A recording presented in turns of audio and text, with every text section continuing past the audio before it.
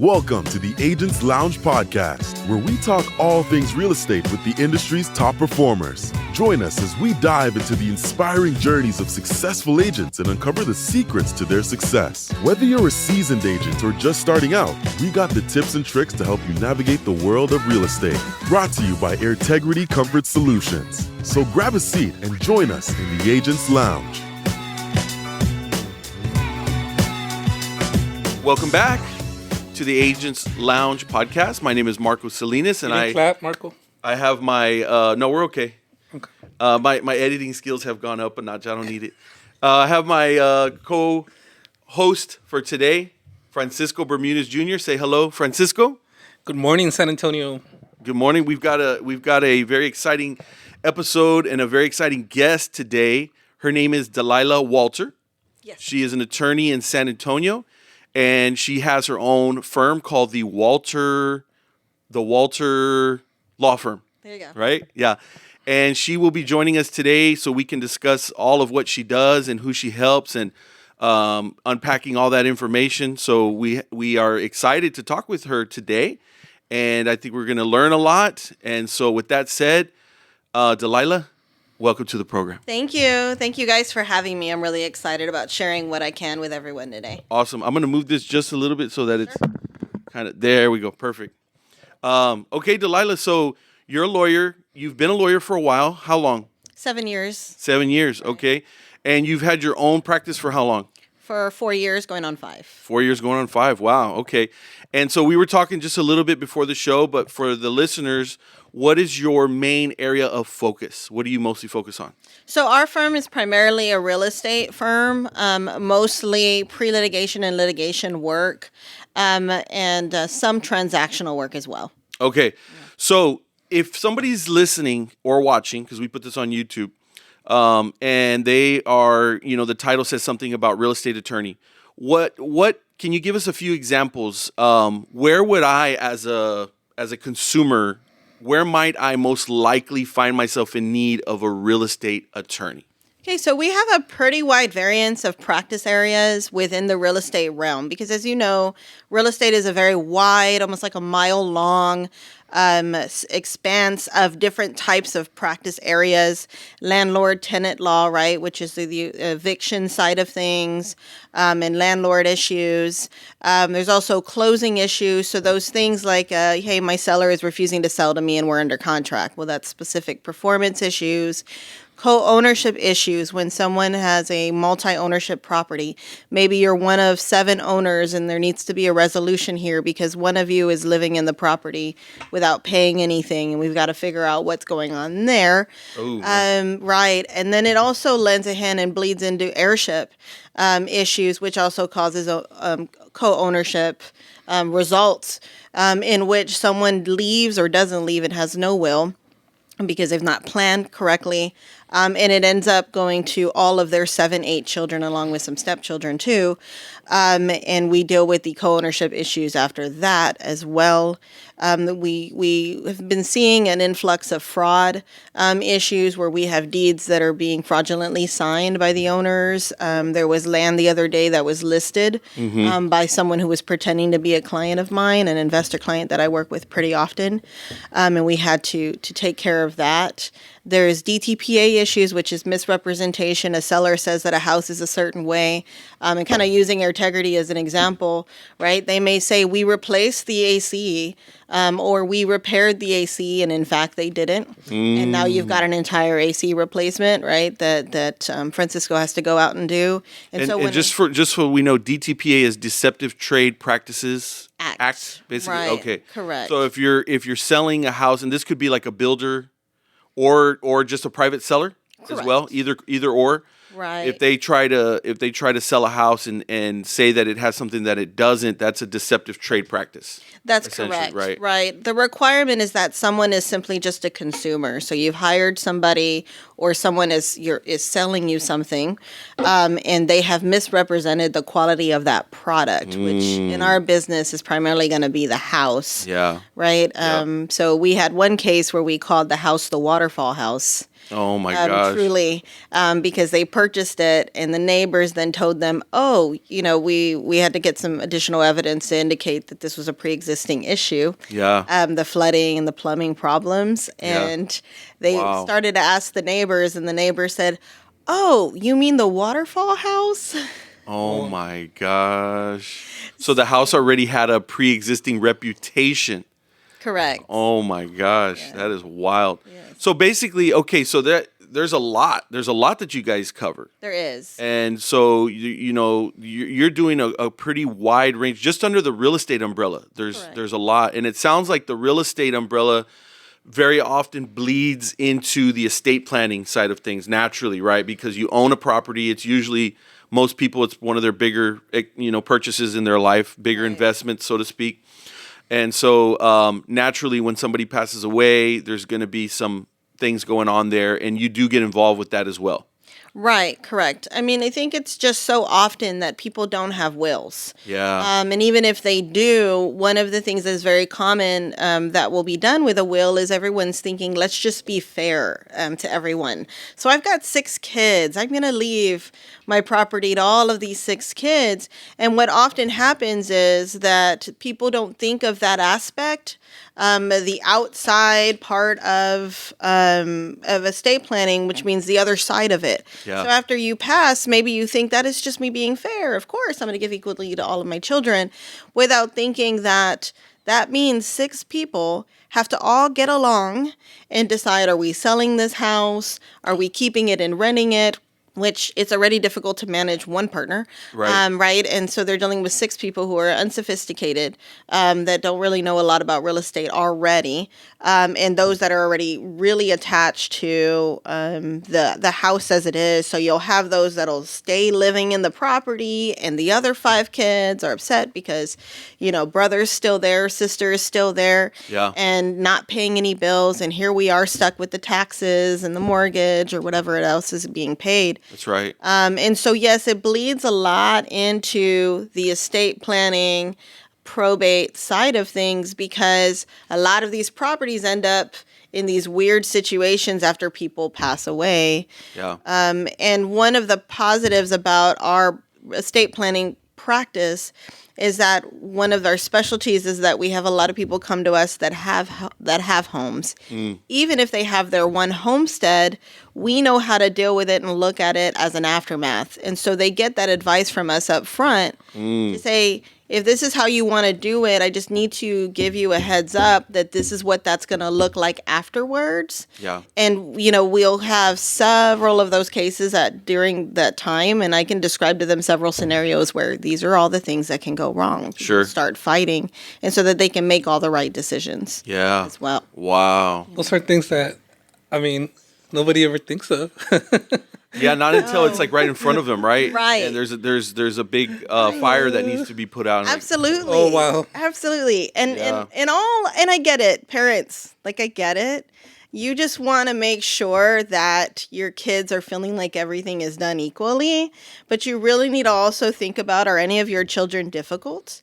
But also, even if they're not difficult, a lot of this stuff isn't predictable, but we're predicting it for you. Trust Right. me, one Right. of them will Right. have an opinion that is different from the other, 7 or 8 of their siblings, however that lands. That's right. And that's when the drama begins. Yes. And so, and then yeah. it's like, don't even get me started on step kids, right? Right. That's where I've heard where things can get. It's already challenging with all the biological, right? But once you mix in step kids, step siblings, things like Right. that, you have a complete and total mess. Right. And what people don't realize, and I think it's important to make it a point here. So, husbands and wives, you need to think about this. If you don't have a will that leaves your property to whoever you want to leave it to, your spouse, especially your spouse, and you have no estate plan, okay? By law in the state of Texas, intestate is the fancy word for it. Intestate is what we say in Texas when we are determining how property passes when someone doesn't have a will. So the way that works here in Texas is, let's say you have a married couple, you have husband and wife, okay? You're married to a husband that has has children that are outside of the marriage. So that's very important. So if you have a child that is outside of the marriage, then that would be a stepchild. His 50% of the property, even if you bought the property together, goes to his children below him. Automatically, right? And now, of course, there's going to be, paperwork that has to be done to determine who those heirs are, and to clean up title and make sure it goes down to them. But at the end of the day, spouses, whether you're a husband and wife with stepchildren, you could end up co-owning the house that you live in, that you bought with your husband under community property with your stepchildren. And, Cinderella doesn't have stepchildren because they always get along, right? I mean, the chances of the spouse either not knowing who these stepchildren are, having a very bad relationship with their stepmom, are decently high these days. That's right. These mixed family, the new families that we see consistently that are mixed because of the high divorce rate.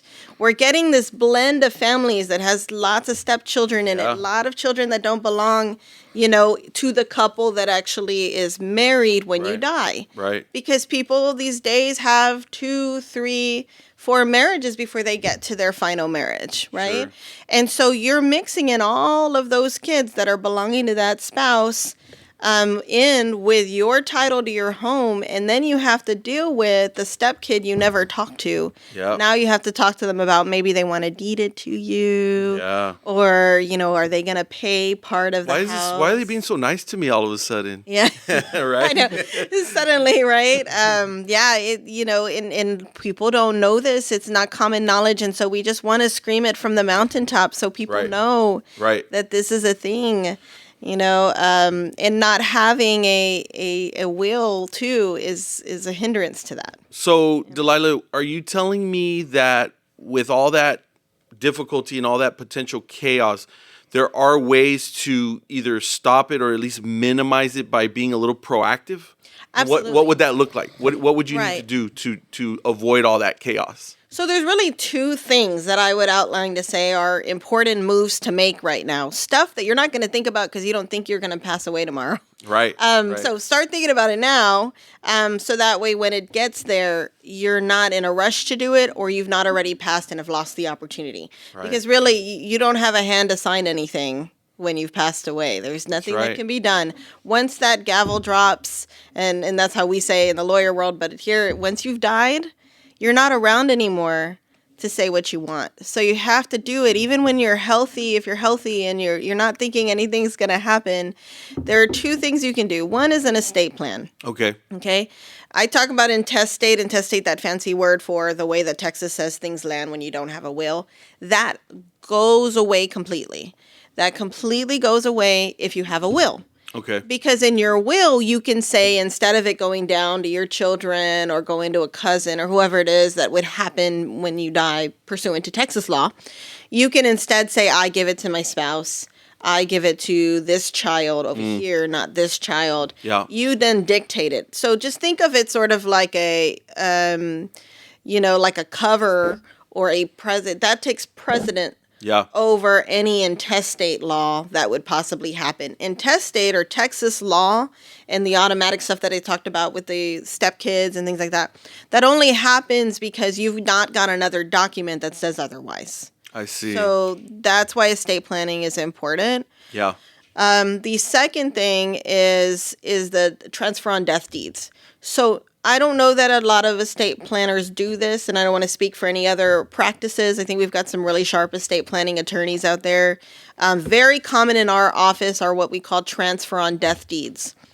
This isn't talked about a lot, and in fact, my paralegal just the other day said, anything you do or any videos you do, can you get this news out there? This is how important this is. Okay. That Miss Kim, my paralegal, had specifically told me, next time you get an opportunity, can you get something out there to let people know this? Okay. So this is me, doing. Yeah, we're listening. Yes. Okay, we're all ears. Okay. There is this document that no one talks about. Okay. Everyone's talking about wills and trusts all the time. Right. But since we're a real estate firm, we use this other document along with our wills, and they're called transfer on death deeds. Okay. your home is going to be your biggest asset, right? Most of the time, it's going to be the house is going to be what everyone really wants, because it's valued. You've probably paid it off by the time you pass away. Yep. It's a big asset. That one asset we can take care of with one document that is essentially like a beneficiary form for the banks. Okay. And your life insurance and stuff. So if you guys are probably familiar with life insurance and bank accounts, you can leave a beneficiary on a form on those that indicates that when you die, all they have to do is show your death certificate and their ID, and they're in the money. They've got it. That's done. We have the same equal type of document for real estate. And it's simple in the sense that it's one document that gets recorded in the property records, and it's called a transfer on death deed. And we draft those all the time for people in order to at least make sure that their house is taken care of. Yeah. Because that's what people are going to be fighting over.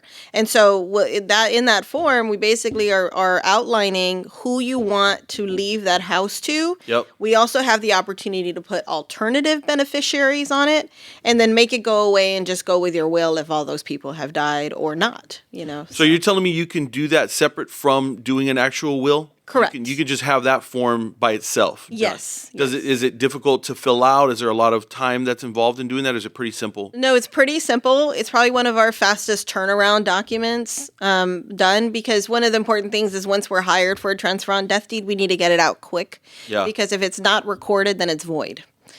So we try to get those out pretty fast. But no, it's a very quick, simple process that our office does. Yeah. All we need to do is get the information of who you want to leave this to. We'll do the research on the previous deed, on the property description, and get it done and out there. Because sometimes we have folks who call and they're like, I really am not, I don't have the time to do the estate plan right now. Yeah. Or I just want to do something to protect me at the moment, right? They just want to put their toe in the water. And we still do our transfer on death deeds for wills. Okay. But sometimes we'll just do that and be like, well, let's at this point then, if you just want to get something done to make sure your house is okay and you're just worried. Yeah. Because people are coming in the woodwork saying that they're going to, sell your house or fight with your kids over it. We just need to get something. Yeah. Especially during the drama like that and they know that's going on. We'll just do that.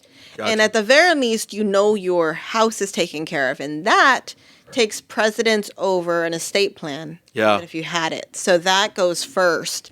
And that's going to give you peace, because then at least I have something taking care of that big asset, the house. Right? Yeah. Because everything else is like, well, there's my little favorite chair over there in the corner. Y'all can fight over that. And there's a few little knickknacks over there. Mm-hmm. You can fight over that. My little Russian nesting doll collection over there. You could, that's like after the house, it's like a lot of little stuff like that. Maybe there's a favorite, cabinet, a china cabinet or something, right? Right. But for the most part, that's the thing that people are focused on. That's where I have seen the family members stop talking to each other, right? And, it causes a lot of division, a lot of pains and difficulties in the family because that stuff wasn't very clearly spelled out. Right. And then they start fighting over it on their own, and it never goes well. Very, very rarely. Right. Very, very rarely. Right. So, you got any questions? I have so many questions. All right, you're up. Okay, so a lot of our audience and we have a lot of realtors that come in, and we're always looking, because we interact a lot with them. They're always like, "Hey, does anybody know a real estate attorney?" And I'm like, "Yeah, I know someone." Yeah. I'm just curious, like, what are some of the ways that you help them, or what are some of the things that, why they're always looking for you? Okay. So specifically speaking to real estate agents, which, I've gotten to know a ton just through the business, or specifically because when you're buying or selling a home through an agent, there's a lot of things that can go wrong. And that's when a real estate attorney can jump in and resolve those problems. Because I think what's most important for agents, and to be fair to agents, I always think that they earn their commission to get there. I think agents get a lot of flack for that. And I do want to make that opinion of mine, very clear, is that I think agents get a lot of flack of, you signed some paperwork and you just did this. And, but there is there's a reason my office doesn't buy and sell properties we leave that to the agents. Yeah. We will fix the problems is what we care about and we're interested in. I mean, that is our niche. And so the different types of problems they'll run into is one that I mentioned earlier is seller doesn't want to sell or buyer doesn't want to buy. Right, because buying and selling, they first enter into a contractual agreement, and so they are binded together in a duty not to breach that contract at that point, and so breaches can happen in different ways through that process. So that's one of them. Yep. Another one might be the misrepresentation that I was talking about, the Deceptive Trade Practices Act. Seller buyer after the fact is calling their agent and going, "We moved in and they never told us that, they didn't have Air Integrity do my AC, Right. and they had some other company who messed it up or someone who doesn't do AC, and now we're dealing with this, or plumbing, and now we've got flooding coming into our house." Right. And then they know to send them to legal for that, our office for that. Sometimes there are liens on the property that shouldn't be there. We deal with those things. Title commitments where title isn't cleared. Probate happens a lot. The agent might think they're dealing with one person who owns the house, only to find out that it was grandma's house and they never dealt with grandma's estate and they never dealt with, grandma's kids' estate. And so then we have to go back and clean up title for them. So we'll do the documents for that, the probate if necessary. We try to go with the path of least resistance. So one of the common attributes of our firm and one of our internal beliefs and cultures are, what is the cheapest, fastest way to get there? Mm-hmm. So if we don't have to go to court on a probate, we'll do an affidavit of heirship, which is another way. We call it determination of heirship is the court process. Mm-hmm. And then we'll do an affidavit of heirship, which is a document that just determines who the heirs are and recorded in the property record. So we're always looking for the path of least resistance for our clients. Yeah, we're not looking looking we're not looking to go the most expensive and all the way around the table. No kidding, because right? that's the more traditional lawyer way. Let's be honest. Well, I don't. Let's drag this thing out as long as we can and make it as difficult. Yeah. So to hear that a lawyer is actually wanting to go efficient and affordable, like we need to really spread the word about you doing that, because that's a big deal.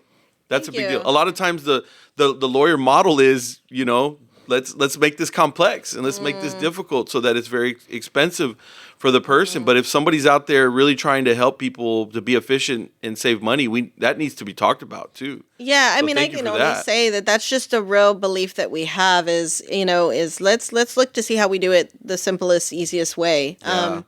And sometimes even during our initial consults, we'll sort of we'll turn folks away if we need to. If it means like, oh, you just need to do this thing, okay, yeah, let me give you back the rest of your retainer and you go do that. Yeah. Instead, that's amazing. The idea is just to explore what is the path of least resistance, and there may be 5 solutions to that.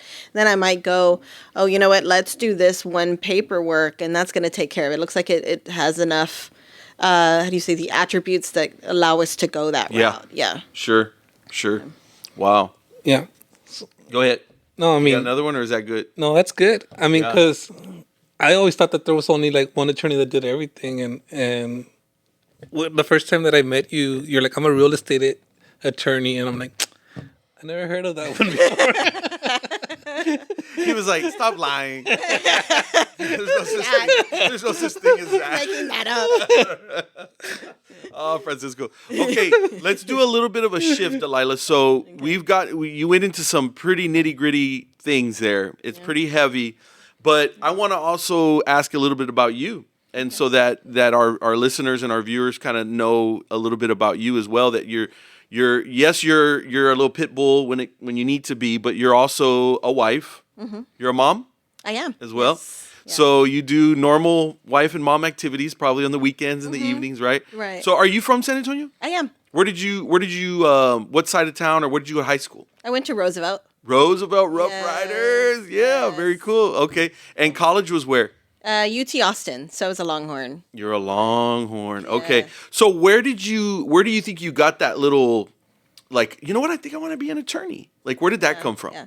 So I had already had this this drive to do it initially. When I was a kid, and this is a story I told our friend Derek Guajardo about in another interview, is that I always wanted to wear little suits because I always thought lawyers were cool. And my mom would even buy me like little suits just so I can like play with them at the house or whatever. Oh, man. And yeah, and so I'd always really wanted to do that type of Wow. work. Yeah. And the biggest thing was advocating, right? Because there's a lot of people. I mean, we just got a phone call on the way here. I was taking a phone call on someone who didn't really understand what a document even means. And, and my idea was like, oh, but I can learn all that. Yeah. And then when people are lost, I can make them feel less lost. Sure. That lost area, I call it the gray. Yeah. I actually have a word for it. So before they talk to me, they might be crying or they might be upset or confused. I don't know what to do. What's the path? What does this look like? And then in my brain, I can like puzzle it all together and go, oh yeah, this is why, whatever. Sure. And I always feel like I like clearing the gray. Yeah. So then after, okay. Relief. Yeah. Yeah. And so that's what I experience now, which is what I dreamed of doing before, was the idea of being able to be called on as a source of information. Yeah. And make people feel good and advocated for. Yep. But then I saw the OJ trial, right when that came out. Yeah. You remember? And then yeah. I saw Marsha Clark, and this is really crazy because maybe my dad's a hard worker as well, and so is my mom. Like I just had a lot of exampons like that, kind of. My dad work just ethic. had That good work ethic. Yeah. very big. Yeah, my dad had 2 associate's degrees and worked for Accenture and did computer programming. Okay. Which most of them do not get that far under associate's degree. So I just had that example all the time. Sure. And so when I saw OJ and Marsha Clark look like she was suffering, and this is something maybe we can analyze, right? I saw her suffering and I respected that. I see. And so seeing that she was working her very best, you could tell she had lost sleep. You could tell that she was passionate about it and she was giving of herself through that process. Yeah. There was a huge respect that I found for her and that I wanted to be that. I wanted to give all of me into defending, I mean, in this case, prosecuting, into doing what I do and Sure. in real estate law to advocate for people. Sure. Yeah, that is amazing. And so then did you maybe toss around some other areas of law? Like, did you maybe I want to do criminal, maybe I want to do, and what also kind of led you to doing real estate? So, at first, I did go and intern for the DA's office, Bexar County. Okay. And kind of watched how prosecutors were in the courthouse and things like that. And and while that was fine, I found that they do a switch over to political switchovers within that office and stuff like that as people move in, and out because people get elected, right, as DAs. Right. And I don't know that I enjoyed that political aspect of it, right? I wanted to be a mainstay somewhere and didn't want a connection to that whatsoever. So I also wanted to see what the other side looked like. And what I mean by other side, there's a government type of employee or attorney, and then there's private practice. That's right. So I went and worked for an insurance defense firm and checked that out. And I found that to be very cold environment. It's insurance claims. It wasn't people based as much. That's right. Right. Yep. And I found that to be just completely unsatisfying. Yeah. Right. And so I had left them, and then I ended up working for Ed Goldner's office, who did become a very, very important mentor to me. Okay. He was actually about to retire. And I'm so thankful to him because he sat me next to him for 6 months in his office, training me to be a firm supervisor altogether because he had a business partner, Jason Cater, who's a silent partner essentially. Okay. More of a business guy. Yep. And the practicing attorney, which was Ed Goldner, was the one who supervised all the legal aspects of it. And literally, just like you and I are right now, I sat next to him every day for 6 months. And he taught me how he thinks. He taught me how his process worked, what he did whenever a process was wrong, how he worked his cases, how he kept things into a system, how he dealt with people when they came in with ideas. And so he really launched me into that world. Well, one of their businesses is tax lending. And so I did their foreclosures I Okay. transitioned into doing tax foreclosures, which is a section, which I still do foreclosures, by the way, another section of real estate. That was your real estate taste. That was your Yes. entry in. Yes, Like that. that's I it. see. That's it. And once you got a little taste of that, you were like, okay, I like where this is going. Yes. I was like, see. I like this. And so I opened a department there, in Wow. fact, while I was there. And I was like, I want to do real estate in general. Yeah. rather than foreclosures. And that's where I started. That And I is- just want to say that, like, attorney sounds like, I mean, very scary. It's like, oh, I'm going to talk to an attorney, but I mean, you're very approachable and Yeah. you're very relatable, and people and the times And that I she's talk very to, humble. yeah, You're very humble, yeah. Oh, thank yeah, you don't give us that vibe like, yeah. dang, man, can't even talk to her. Yeah, no, I don't believe that. In fact, one of the things I say often too is that if I had a choice, I would sit in front of a Walmart with a table and just answer people's questions if I could. Gotcha. Like if money didn't matter, Sure. I would just sit and teach people things. Gotcha. All day. You know, Sure. it's absolutely. If there were no bills. Yeah. if there were no if there were no to pay. bills to pay and a firm to support, right, Right. I would do that. But, you know, of course, I have to support that in order to be an advocate on a continuous basis. Otherwise, I course. can't live. But I do also believe this. We get phone calls from all different types of life, right? Right. All professions, Yep. all jobs, all varying levels of education.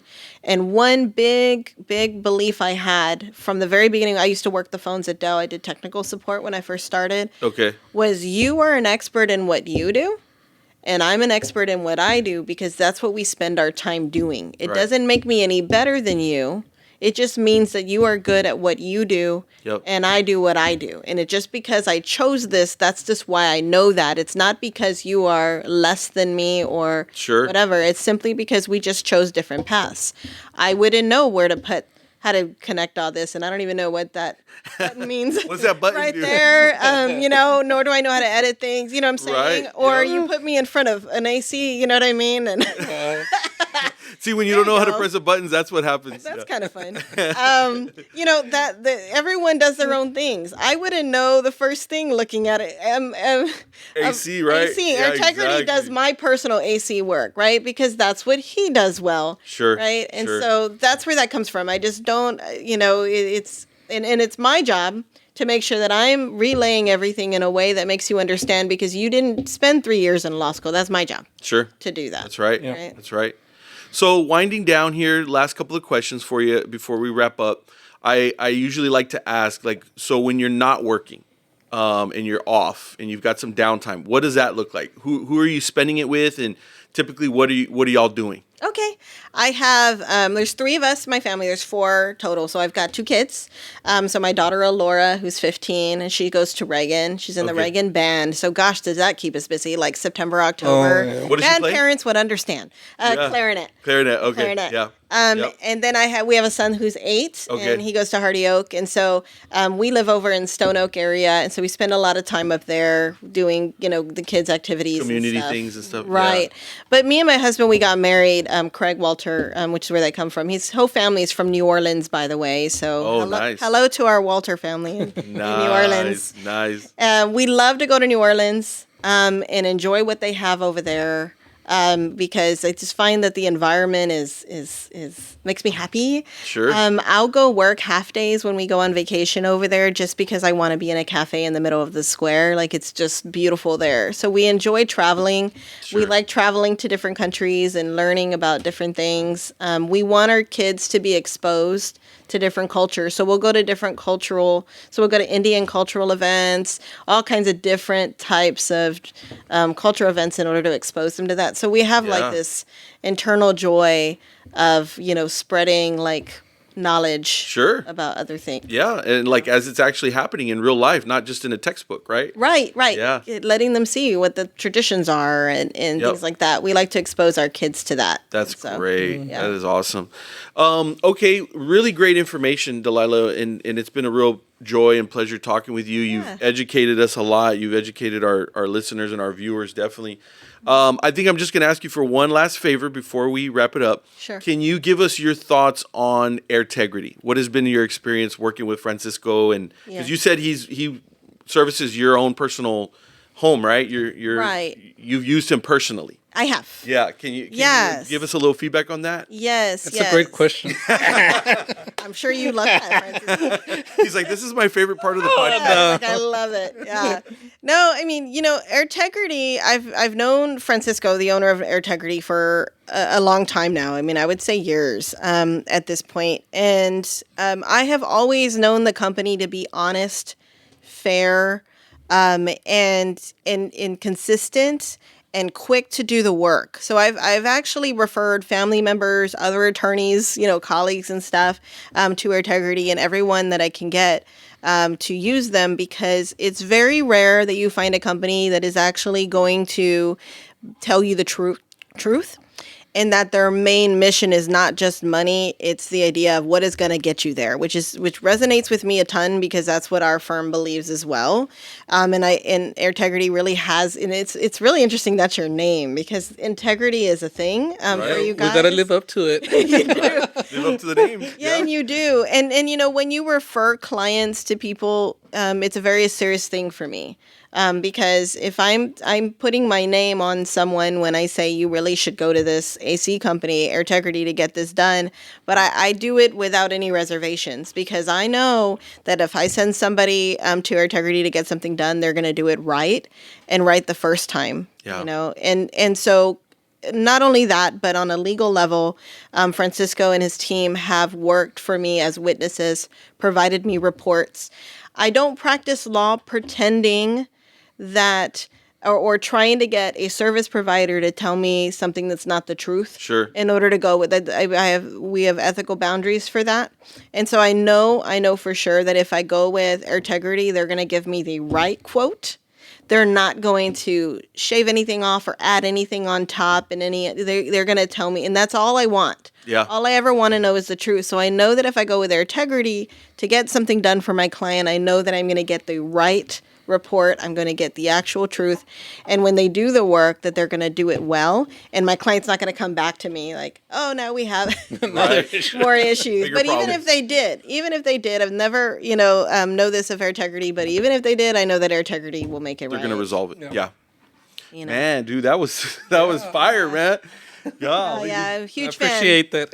Appreciate the love. Yeah, I'm a huge fan, because in our profession, you need people you can count on, and so That's right. Delilah Walter with Walter Law Firm, real estate attorney. Thank you so much for your time today. Absolutely incredible information. We learned a lot. If you haven't already done so, you probably need to make sure you get your ducks in a row. She's a great person, obviously, to talk to. She's very approachable. She's going to answer your questions. She's going to go above and beyond. So if you're in that situation, we'll put her information in the show notes. So your website, your contact information will be in there for this episode. And so we encourage anyone in need of real estate, especially as it relates to, or I was going to say estate planning, but especially as it relates to real estate, you are the gal. Right. You are the gal to talk you. to. So thank you again so much for your time. Thank you so much for having me, you guys. All right. That does it for another episode of the Agents Lounge podcast. We'll catch you here next time. Good job, everyone. You've been listening to the Agents Lounge podcast, brought to you by Airtegrity Comfort Solutions. To learn more about the resources mentioned on today's show, or to listen to past episodes, please visit agentsloungepodcast.com.